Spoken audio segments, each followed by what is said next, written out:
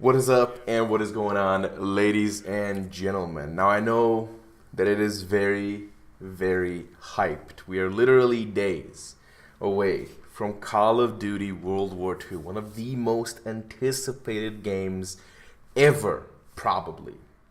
But before we go into that, I still think that Infinite Warfare has something to give, right? Infinite Warfare is still lit. And this, ladies and gentlemen, is one of the reasons why. Infinite Warfare has the greatest gun in Call of Duty history.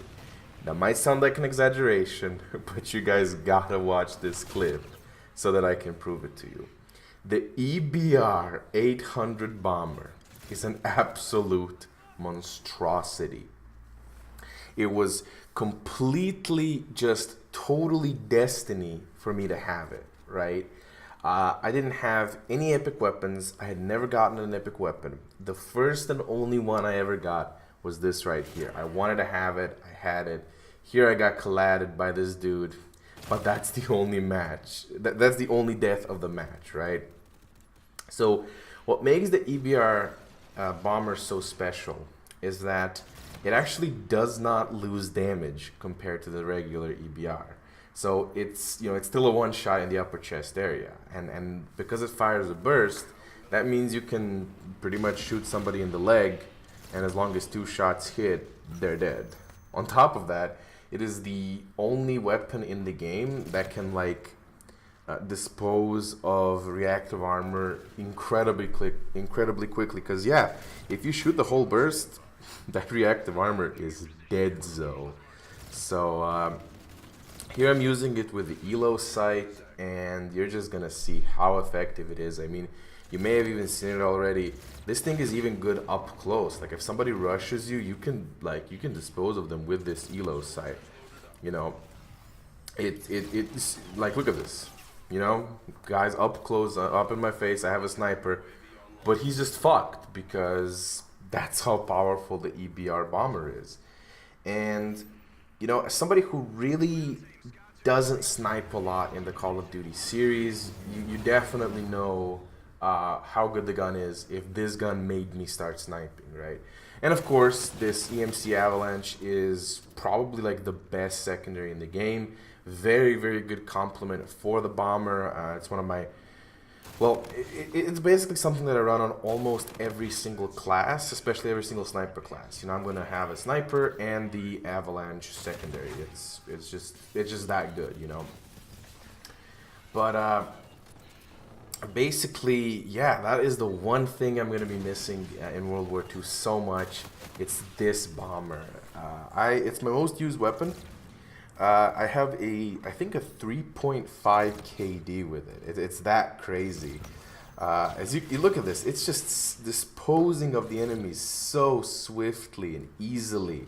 And I don't even have marksman on, right? So all that flinch, the flinch is pretty severe, but it doesn't even matter. Like the gun is so good that you can dispose of people incredibly quickly. And one of the good things about it is, of course, let's say if you can just kind of swipe left to right on somebody, so even if the first shot misses, you still have two more to go, and the chances of them surviving are very, very low.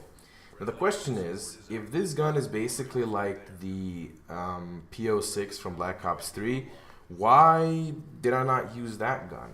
Well, I think that where this improves over the PO6 is, as I've stated already, it doesn't lose damage. So the PO6 needs to hit two shots to kill somebody, or one-shot headshot, but you can't get a one-shot body shot. With this thing, you can.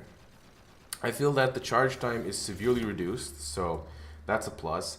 But the main thing is that this gun has aim assist. So none of the snipers in Black Ops 3 had aim assist, except for the Dracon and the what was the name of that DLC sniper?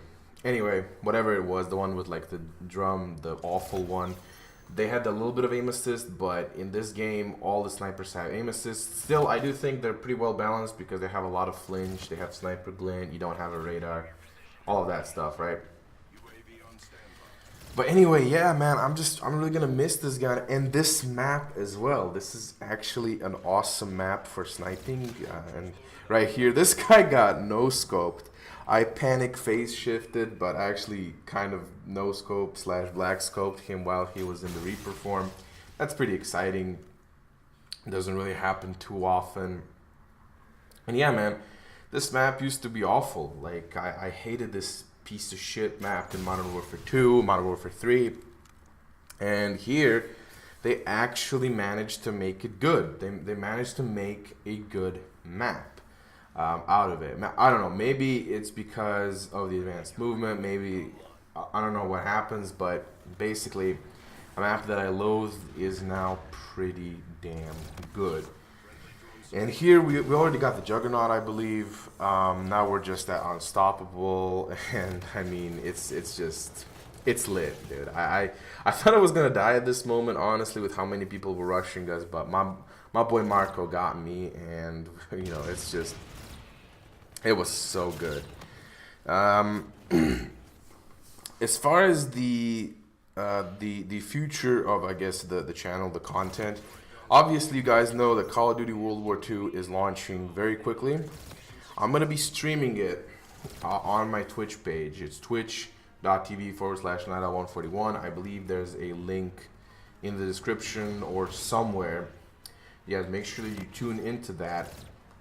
And yeah, I'm very excited for World War II, but at the same time, I wish that the life cycle of this game was a bit longer, because I really did love this game, and I think that until World War II launches, I'm actually gonna have a video explaining just how much I loved Infinite Warfare, how unfairly judged it was, and how much I wish that we got another 2 years with it. Anyways, boys, that's it from me. Make sure you drop a like, comment, subscribe, and I'll see you all in World War II.